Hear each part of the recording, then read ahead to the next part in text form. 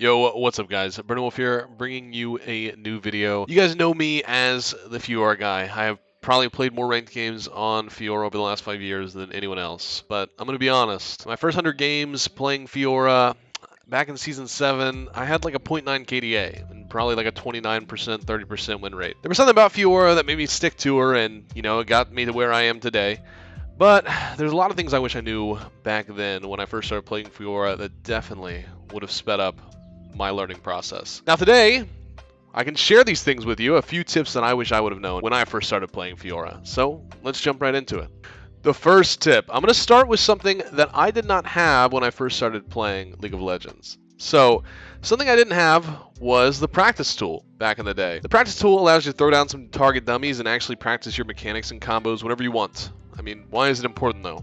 Well, FIora is a really high skill ceiling champion, and a high skill floor champion as well. Mechanics are not something that can be taught, just learned over time with more reps on the champion, and the practice tool takes all that stress away of mechanics and learning them and turns into a simple drill that you can do every day. If you take the 10-15 minutes a day before your rank session begins to just run around on the Rift, on the practice tool, practice your combos, hitting your ulti, your slide parries, overall just tighter movements, smoother movements, the improvement you will notice will be incredible. It'll be fast, it'll be more beneficial, and we're not talking about 30 minutes a day or anything like that. Just 10-15 minutes, get on, get warmed up, throw some target dummies down, play for a little bit, and then start your rank session. And you'll actually notice a lot of improvement really quickly. Tip 2, vitals. And I'm just going to say vitals. And let me tell you a little story. This is kind of embarrassing, but in my defense, I come from a FPS background. I didn't know that vitals did more damage and healed me when I first started playing FIora. And I mean, this honestly lasted about 50 to 75 games before I realized.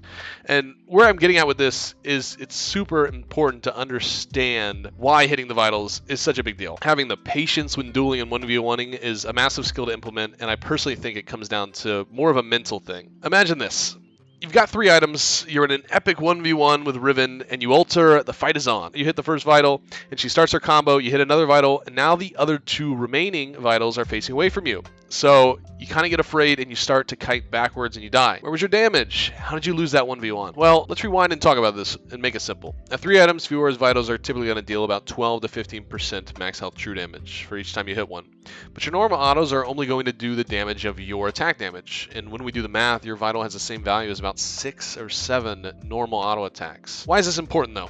Well, because when you're fighting, you need to remember to be patient. Slow it down and focus on hitting the vitals. That's where your damage and heals will come from. Don't panic and start using your abilities to hit the target. Be constantly thinking of how to get to the next vital. In the business, we call this dancing. Dancing in circles around the enemy to hit vitals. Also, another fun term is bouncing. This is more for team fighting, where you're bouncing from vital to vital on multiple opponents to maximize your damage, chunk the enemy's HP bars, and keep your health up. And basically, an example of dancing would look something like this, where we would just hit the vital. And this also has to go with the drills that you can practice inside of the practice tool, where we can just jump around. And then the term of bouncing would look something like this. So when we have all these enemies lined up, we see all these vitals available. Not only are we focusing on just one person, but we're focusing on hitting as many vitals in a team fight as we can, which can also just be a very valuable drill.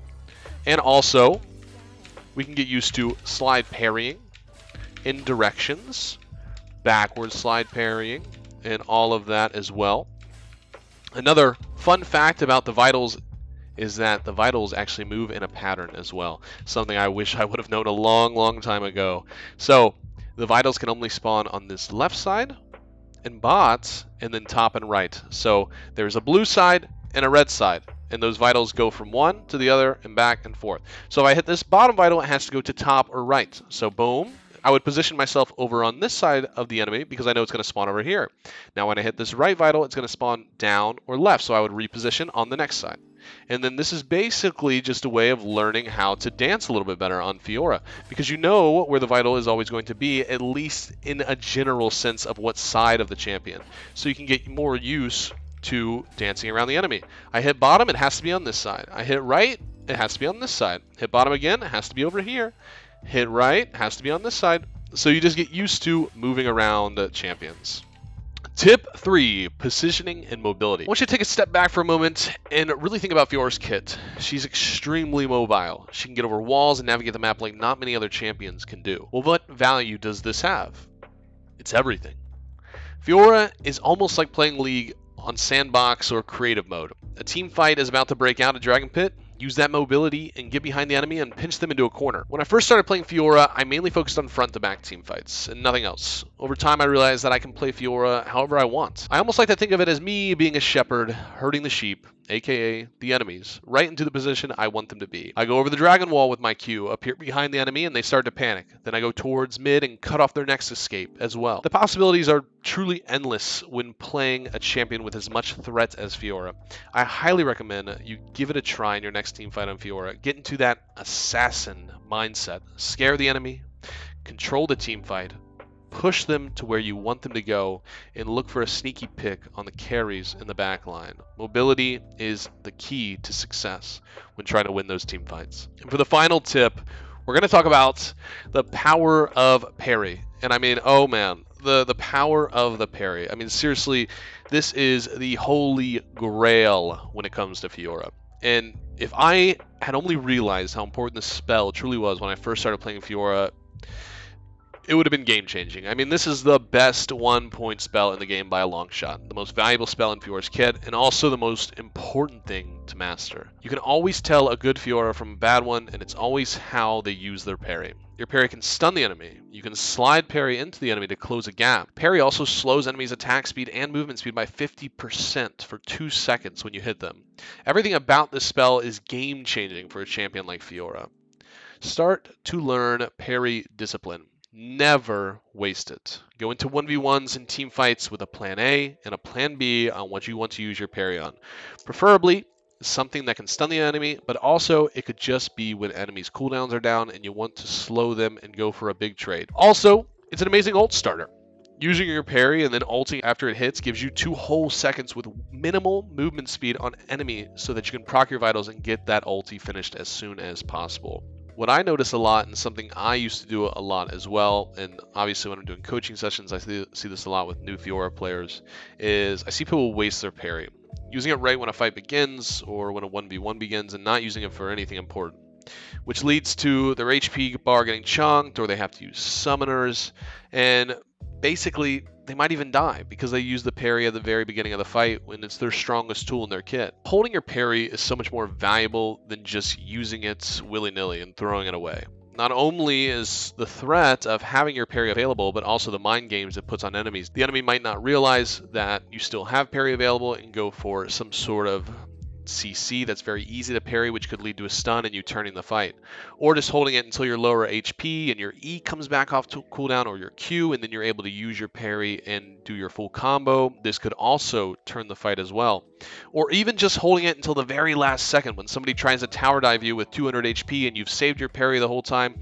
You're able to parry the enemy as they go for the dive, slow them by 50% for 2 seconds, and they take 4 tower shots, and boom, you just turn that gank into a kill of your own. Save your parry, hold your parry. This is something I tell people in coaching sessions as well, is I would rather see you die with parry up than see you use it before the fight even begins. Also, something to think about with the parry is once you start to master the art of the parry, try purposely catching enemy CC and use it as a directional stun on an enemy carry. Imagine a Zoe throws down a bubble and you pick it up on purpose and then you slide parry in and stun her, or stun their ADC or something like that. Once you get the art of the parry mastered, the door opens right up. The possibilities become endless, and your team fighting and your fighting in general will just massively improve. Guys, that is the video, the 4 tips that I wish I would have known when I first started playing FIORA. I hope this video helps you guys out, especially all the new FIORA players out there. I definitely want to see everybody succeed and have fun playing the champion, and obviously it's a lot more fun when you're better at the champion, right? So hopefully this video helps you out. Good luck in your ranked climb, and until next time, peace out. Love ya. Bye-bye.